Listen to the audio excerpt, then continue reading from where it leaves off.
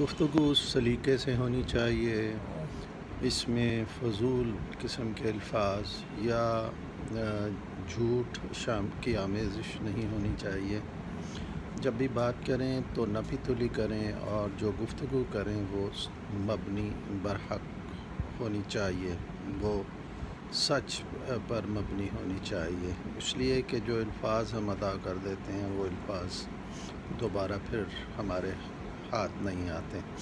وہ ایک تیر کی مانند ہو جاتے ہیں جو چل جاتا ہے اور پھر ہم اسے اپنے قابو میں نہیں لا سکتے۔ الفاظ جو کچھ بھی ادا کیے جائیں وہ نپے تلے ہونے چاہیے، اور حضور پاک نے کہا کہ انسان کی شخصیت زبان کے نیچے پوشیدہ ہے، یعنی ہم جو کچھ بھی نظر آتے ہیں وہ ہمارے الفاظ موجود ہیں۔ لہٰذا اگر کبھی ہم کوئی لفظ ادا کریں تو وہ ایسے ہوں کہ جب وہ ہمارے سامنے دہرائے جائیں تو ہمیں کسی قسم کی شرمندگی نہ ہو، یا جب ہم کسی کو اپنے الفاظ دیں یعنی وعدہ کریں تو اسے پورا ہونا چاہیے۔ ایسا نہ ہو کہ کسی کو وقتی طور پہ تسلی دینے کے لیے ہم کچھ کہہ دیں اور بعد میں اس کو پورا نہ کر سکیں۔ لہذا یہ خیال رکھنا چاہیے